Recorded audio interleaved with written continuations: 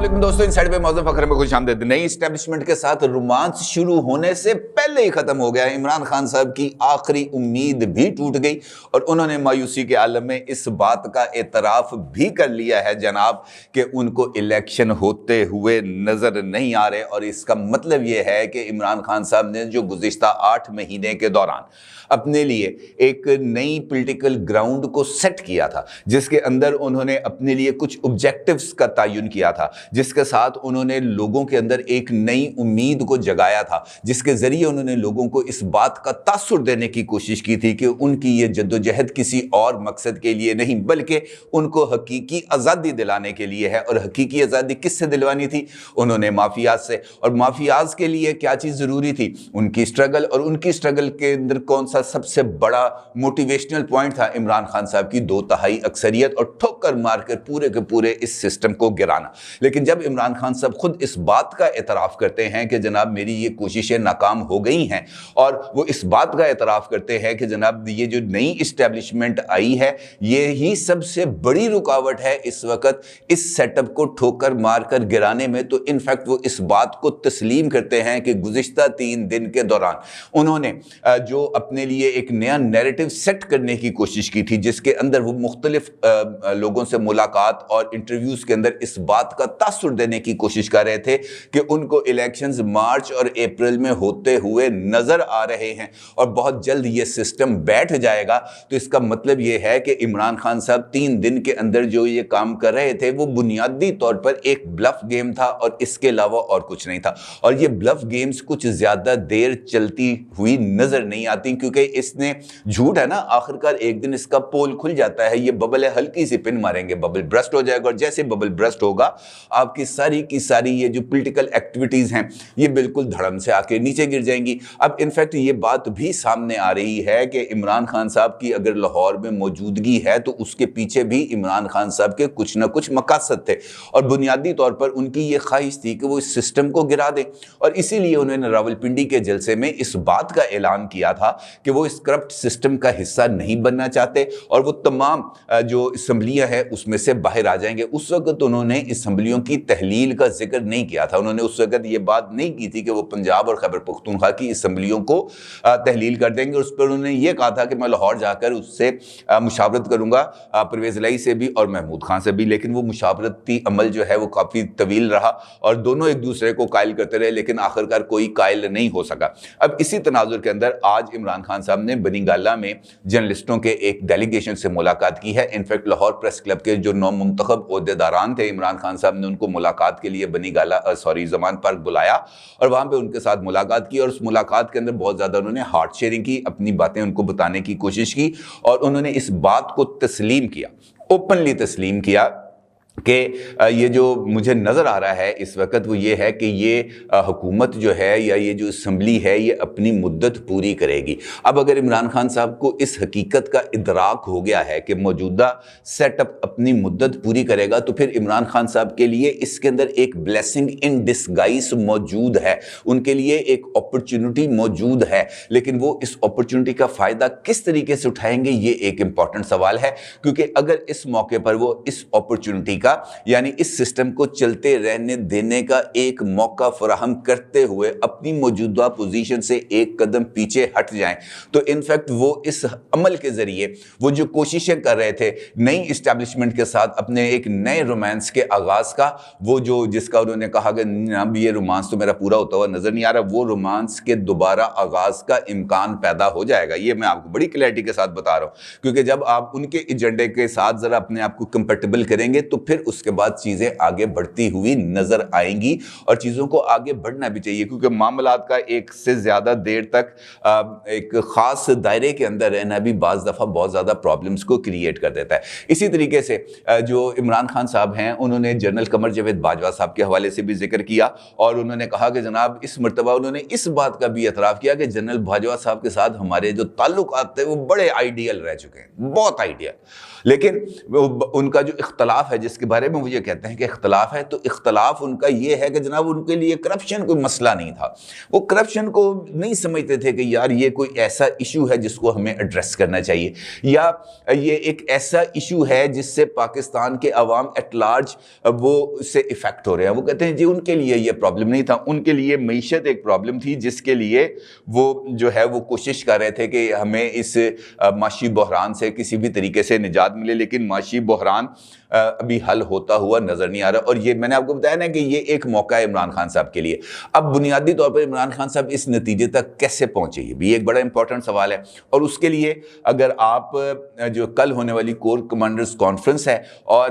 فواد چودھری صاحب کی جو آڈیو لیک ہے، اور اس کے ساتھ ساتھ خود عمران خان صاحب کی جماعت کی طرف سے اس بات کا اعلان ہے کہ جناب اسپیکر آج ان کے انتظار میں بیٹھا رہے کہ جناب کلے آؤ، آ کے اپنے استعفے کی تصدیق کرو اور جاؤ گھر، لیکن عمران خان صاحب کی جماعت آج ادھر بھی نہیں گئی، اسپیکر صاحب انتظار کرتے رہ گئے اور انہوں نے کہا جناب ہم آج نہیں آئیں گے، اسی کل آئیں گے۔ اب اس چکر کے اندر انہوں نے ایک مرتبہ پھر جو ہے نا وہ سب کو اپنی جماعت کو ٹرک کی بتی کے پیچھے لگا دیا۔ یہ تین فیکٹرز جس کا میں نے آپ کے ساتھ ذکر کیا، کل ہونے والی کور کمانڈرز کانفرنس اور اس کور کمانڈرز کانفرنس کے ذریعے دیے جانے والا پیغام کہ تیر کی طرح سیدھے ہو جاؤ، ادروائز 6 مہینے سے لے کر 2 سال تک کی ایک ایسی انٹرم گورنمنٹ کی تشکیل کر دی جائے گی جس کے نتیجے میں جو ہے الیکشنز 2 سال نہیں ہوں گے، اور جب تک اکانومی ٹریک پہ نہیں آئے گی الیکشنز نہیں ہو پائیں گے، اور اس کے لیے ایک ٹیکنوکریٹ سیٹ اپ لایا جائے گا۔ اور اسی بات کا عمران خان صاحب نے بھی آج لاہور کے جرنلسٹوں کے ساتھ خطاب کرتے ہوئے اظہار کیا، انہوں نے کہا جناب یہ ٹیکنوکریٹ سیٹ اپ نہ لے کے آنا تہاڈی بڑی مہربانی، کیونکہ یہ ٹیکنوکریٹ سیٹ اپ جو ہے یہ الیکشنز نہیں اس کے ذریعے ہوں گے، ول آف دی پیپل سامنے نہیں آئے گی، لوگوں کی چوائس سامنے نہیں آئے گی کہ لوگ کون سے جماعت کو یا کون سی شخصیت کو وزارت عظمیٰ پر فائز دیکھنا چاہتے ہیں۔ اس کا مطلب یہ ہے کہ یہ جو پیغام دوسری طرف سے آیا کل کور کمانڈرز کانفرنس میں ہونے والی میٹنگ کے بعد، وہ عمران خان تک وہ پیغام پہنچ گیا، اور اس کے نتیجے میں عمران خان صاحب نے اس بات کا انکشاف کیا کہ ان کو اسمبلی ٹوٹتی ہوئی نظر نہیں آ رہی، موجودہ حکومت تو شاید رکاوٹ نہیں ہے، موجودہ حکومت کے پیچھے موجود طاقتور لوگ اس معاملے میں رکاوٹ ہے۔ اگر وہ اس بات کو تسلیم کر رہے ہیں تو اس کا مطلب یہ ہے کہ یہ سیٹ اپ نہیں گرنے والا۔ اور اگر اس کا میں آپ کو ایک مثال کے ذریعے آپ کو آگاہ کرنے کی کوشش کروں تو مونس الہی صاحب کی ملاقات عمران خان صاحب کے ساتھ، جس میں جو بنیادی طور پر جو ذکر آیا وہ اعتماد کے ووٹ کا تھا چیف منسٹر کے لیے، اور عمران خان صاحب نے کہا کہ یار 2-4 دنوں کے اندر اعتماد کا ووٹ لیں اور اس کے بعد اسمبلی کو تحلیل کر دے، جس کے اوپر مونس الہی صاحب جو عمران خان صاحب کے سامنے بیٹھے ہوئے تھے، آپ کو پتہ انہوں نے کیا جواب دیا؟ انہوں نے کہا 11 جنوری تک آپ نے اس معاملے پر سوچنا بھی نہیں، انہوں نے کہا اس کا ذکر ہی نہیں کرنا کہ اسمبلی ٹوٹے گی یا نہیں ٹوٹے گی، 11 جنوری تک یہ معاملہ جو ہے وہ ڈسکشن میں نہیں آئے گا۔ اس کا مطلب یہ ہے کہ عمران خان صاحب جس مشن کے لیے لاہور میں موجود تھے وہ مشن کمپلیٹ نہیں ہوا، اور اسی لیے عمران خان صاحب نے اس بات کا فیصلہ کر لیا ہے کہ وہ جنوری کے فرسٹ ویک کے اندر واپس چلے جائیں گے بنی گالا۔ اب بنی گالا میں جانے کا مطلب یہ ہے کہ وہ اپنے آپ کو اوپن کر دیں گے فیڈرل گورنمنٹ کے لیے،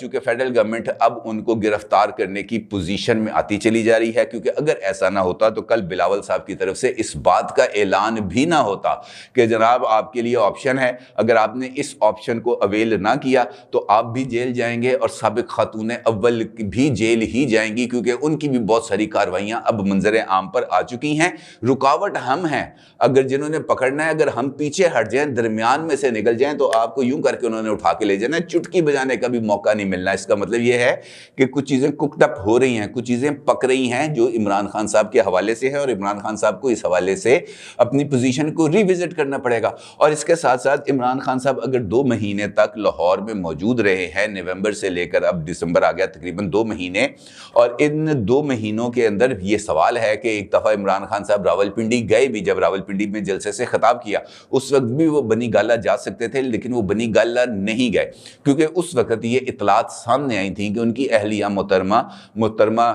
بشرا بی بی صاحبہ کی طرف سے ان کو یہ حکم موصول ہوا تھا کہ جناب آپ نے پہاڑی علاقے کی طرف رجوع نہیں کرنا، آپ نے پہاڑی علاقے کی طرف جانا، کیونکہ لاہور کے اندر نہر بہ رہی ہے، آپ کے صدقے صدقے کر کے ہم نہر میں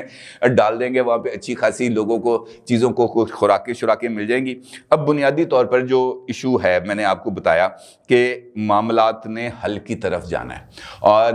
جس طرح میں نے کل کی ایک ویڈیو میں آپ کو بتایا تھا کہ اگلا ہفتہ 10 دن اس حوالے سے امپورٹنٹ ہے. اسی ہفتے 10 دن کے اندر کچھ چیزوں کا فیصلہ ہونا ہے کہ پاکستان نے اگلے 6 مہینے 8 مہینے کے اندر کس سمت میں جانا ہے, اور اس کے لیے سب سے زیادہ جو اس وقت درد سر ہے وہ ہے پاکستان کی اکانومی. اور پاکستان کی اکانومی اس وقت قابو میں نہیں آ رہی. اگرچہ وہ کہتے ہیں جی ہم نے ایک بڑا زبردست ماسٹر منگوایا ہے یہاں پہ جس کا نام اسحاق ڈار ہے, ماسٹر صاحب سے بھی اس وقت اکانومی قابو میں نہیں آ رہی. یہ مختلف لوگ دعویٰ کر رہے ہیں, لیکن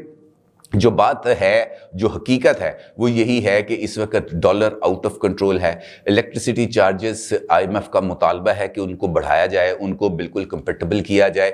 تقریباً 3800 ارب روپے کا سرکولر ڈیٹ ہے جس کا بوجھ اتارنا بہت زیادہ ضروری ہے. اور اس کے ساتھ ساتھ سب سے بڑھ کر یہ کہ ہمارا جو ٹریڈ ڈیفیسٹ ہے, ہمارا جو اس وقت بیلنس آف پیمنٹس میں سے جو آؤٹ ہو رہا ہے وہ ہمارے GDP کا تقریباً 73% بن چکا ہے. اور GDP کے اوپر اگر آپ کا ڈیٹ ٹو GDP ریشو بھی بڑھ جائے اور آپ کا ٹریڈ ڈیفیسٹ بھی بڑھ جائے اور وہ 73% آف دا GDP ہو جائے, تو اس کا مطلب یہ ہے کہ آپ کے پاس اپنے ملک کو چلانے کے لیے وسائل تقریباً ختم ہوتے چلے جا رہے ہیں. اور اگر اس کے اندر اگر آپ یہ جو ڈیٹ پیمنٹس ہیں ان کو بھی شامل کر دیں اور اس پر انٹرسٹ کی پیمنٹس کو بھی شامل کر دیں تو یہ بالکل آؤٹ آف کانٹیکسٹ چیز چل جاتی ہے. اس کا مطلب یہ ہوگا کہ ملک گورننس کے لائق نہیں رہ گیا. اس سچویشن کے اندر پاکستان کو ایک نئے سیاسی امتحان سے دوچار کرنا, پاکستان کے اندر ایک نئی سیاسی لڑائی کا آغاز کرنا یقینی طور پر پاکستان کی اسٹیبلشمنٹ اور پاکستان کی حکومت اور دیگر تمام طبقات کے لیے بھی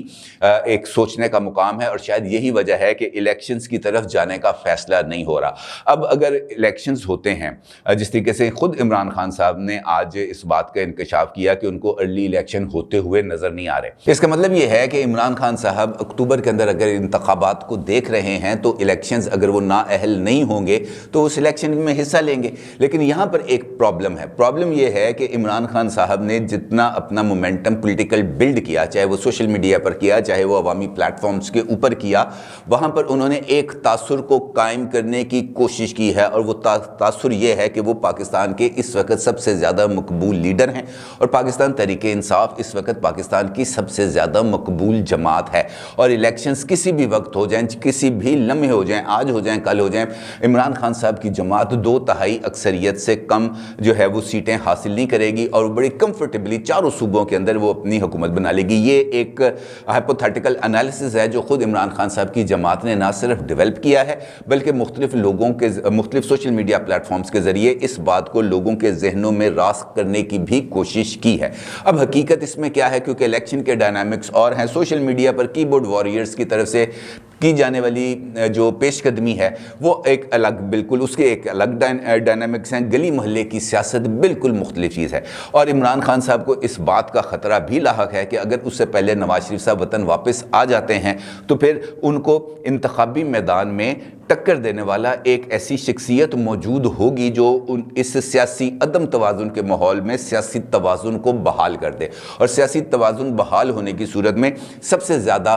جو انفلوئنشل ہوتے ہیں وہ ہوتے ہیں آپ کے فلوٹرز, یعنی نیوٹرل ووٹس جو حالات کو دیکھتے ہوئے, سچویشن کو دیکھتے ہوئے آخری لمحے پر اس بات کا فیصلہ کرتے ہیں کہ انہوں نے اپنا ووٹ کس کو ڈالنا ہے. حزب اقتدار کو ڈالنا ہے, حزب اقتدار کو ڈالنا ہے, PTI کو ڈالنا ہے, نون کو دینا ہے, پیپلز پارٹی کو دینا ہے, XYZ کس کو دینا ہے. فلوٹرز کا جو رجحان ہے وہی اس بات کا فیصلہ کرتا ہے. اور اس سچویشن کے اندر عمران خان صاحب کو اس بات کا گمان بھی ہے کہ اگر اقتصادی میدان میں کچھ کرشمے ہو گئے تو پھر یہ سچویشن ان کے ہاتھ سے نکل جائے گی. اور یہی وجہ ہے کہ اس ملاقات جس کا میں آپ سے بار بار ذکر کر رہا ہوں, اس ملاقات میں انہوں نے مشرقی پاکستان کا حوالہ دیا. انہوں نے اس بات کا ذکر کیا کہ لوگوں کی رائے کا احترام نہ کرنے کی وجہ سے پاکستان دو لخت ہوا, مشرقی پاکستان ہم سے الگ ہوا. اور اگر اس چیز کو دوبارہ دہرایا گیا تو اس کے نتائج اچھے نہیں ہوں گے. اس کا مطلب یہ ہے, یہ بات کرنے کا عمران خان صاحب کی اس خاص پرٹیکولر ویو پوائنٹ کے ساتھ, اس کے علاوہ اور کچھ میری سمجھ میں نہیں آتا کہ انہوں نے یہ بات باور کرانے کی کوشش کی ہے پاکستان کے طاقتور حلقوں کو کہ جناب میری اکثریت پر کوئی کمپرومائز نہ ہو, الیکشن چاہے اکتوبر میں کرا لے, مجھے اس پر کوئی اعتراض نہیں ہے. ہے،